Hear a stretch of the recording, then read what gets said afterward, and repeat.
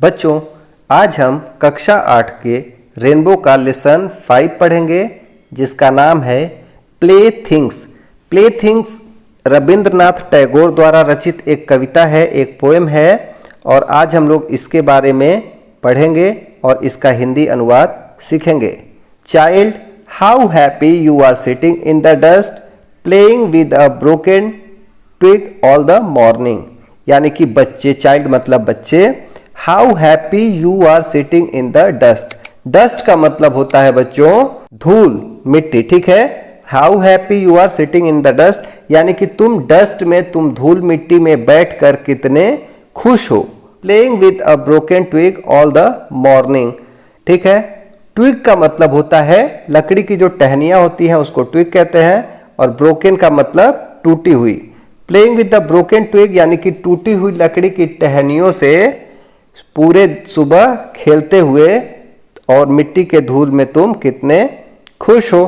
I smile at your play with that little bit of a broken twig. I smile मतलब मैं smile करता हूँ, हंसता हूँ, मुस्कुराता हूँ। एट योर प्ले तुम्हारे खेल पर, with that little bit of a broken twig उस छोटे से टूटे हुए ट्विग से जब तुम खेलते हो तो मैं उस पर मुस्कुराता हूँ।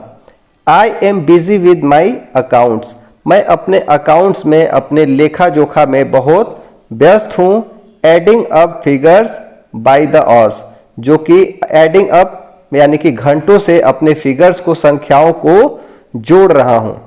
परहैप्स शायद you glance at me and think what a stupid game to spoil your morning with, ठीक है। परहैप्स का मतलब होता है शायद, यू ग्लेंस एट मी यानी कि ग्लेंस का मतलब होता है देखना या घूरना, ठीक है। शायद तुम मुझको देखते होगे और थिंक का मतलब सोचते होगे।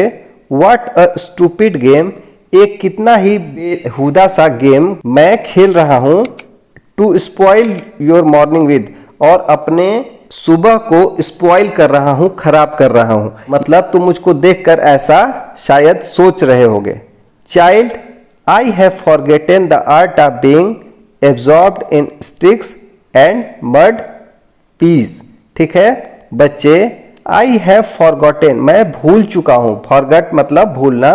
मैं भूल चुका हूं द आर्ट ऑफ बीइंग जीने की जो कला है मैं भूल चुका हूं। Absorbed in sticks and mud यानी कि लकड़ियों के उस टुकड़ों में और धूल मिट्टी में सन्ना मैं भूल चुका हूं। I seek out costly play things and gather lumps of gold and silver, ठीक है। सीक आउट का मतलब ढूंढना, कॉस्टली का मतलब महंगे, प्ले थिंग्स मतलब खेलने के सामान, एंड गैदर मतलब इकट्ठा करना, लम्प्स मतलब ढेले, ऑफ गोल्ड एंड सिल्वर सोने और चांदी के, ठीक है। तो मैं क्या करता हूं, मैं कॉस्टली जो महंगे खेलने के सामान है जैसे सोने और चांदी के ढेले इकट्ठा करना मैं कर रहा हूं। मैं सोने और चांदी के ढेले इकट्ठा कर रहा हूं और मैं जीने की कला भूल चुका हूं। जैसे तुम मिट्टी के भी ढेले से खेलकर कितने खुश हो, वैसे मैं खुश नहीं रह पाता हूं। कवि यही कहना चाहते हैं। With whatever you find you create your glad games. Whatever मतलब जो भी चीजें, वाट एवर यू फाइंड जो भी चीज तुम पाते हो, यू क्रिएट तुम बना लेते हो, योर ग्लैड गेम्स अपना, ग्लैड यानी कि स्वाभिमानी खेल अपना बना लेते हो। Spend both my time and strength over things I never can obtain. और मैं, स्पेंड मतलब होता है बिताना, व्यतीत करना, both my time and my strength अपना समय और अपनी शक्ति को मैं क्या करता हूं, बिता देता हूं। ओवर थिंग्स किन चीजों पर, आई नेवर कैन ऑब्टेन जिनको मैं कभी भी पा नहीं सकता। In my frail canoe I struggle to cross the sea of desire and forget that I too am playing a game. In my frail canoe, frail का मतलब होता है कमजोर या भंगुर, कैनन का मतलब नाव। मैं अपनी कमजोर नाव में स्ट्रगल टू क्रॉस करने के लिए, पार करने के लिए स्ट्रगल कर रहा हूं, परिश्रम कर रहा हूं। द सी ऑफ डिजायर, एक ऐसे समुद्र की जो कि इच्छाओं से भरी हुई है। एंड फॉरगेट और भूल जाता हूं that I too am playing a game, कि मैं भी एक गेम ही खेल रहा हूं। यानी कि मैं अपने इच्छा के एक समुद्र से, एक कमजोर नाव से पार होना चाहता हूं और मैं भूल जाता हूं कि मैं भी एक गेम ही खेल रहा हूं। तो इसमें जो कवि है वो ये कहना चाहते हैं कि इस दुनिया में जो भी है वो एक गेम खेल रहा है। जो छोटा बच्चा है वह लकड़ी की टहनियों से खेल रहा है, मिट्टी में खेल रहा है, मिट्टी के ढेलों से खेल रहा है और वह कितना खुश है। और मैं सामाजिक दुनियादारी में इतना व्यस्त हो गया हूं कि मैं जीने का तरीका और सलीका ही भूल चुका हूं और मैं सिर्फ सोने चांदी के ढेले और अर्थ की चीजें इकट्ठा करने में व्यस्त हूं। तो कवि इससे एक बहुत ही अच्छी सीख देना चाहता है कि हमको जीना चाहिए, ना ही हमको सिर्फ अर्थ के पीछे भागना चाहिए।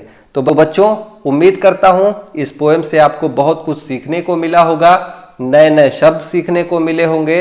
ये पोएम अगर आपको अच्छी लगी तो इस पोएम को लाइक करें और वीडियो के अंत में कुछ कठिन शब्दों के अर्थ दिए हुए हैं तो इसको अपनी कॉपी में लिखें और इसको याद करने की कोशिश करें। आगे के चैप्टर के भी वीडियोस इस चैनल पर आते रहेंगे, तो चैनल को अभी से सब्सक्राइब कर लें। अगर आपको कोई समस्या है या कोई सुझाव है तो नीचे कमेंट बॉक्स में कमेंट करें, मैं उसका जवाब जरूर दूंगा। तो बच्चों, पढ़ते रहें, अपना ख्याल रखें, मिलते हैं अगले वीडियो में, तब तक के लिए बाय बाय।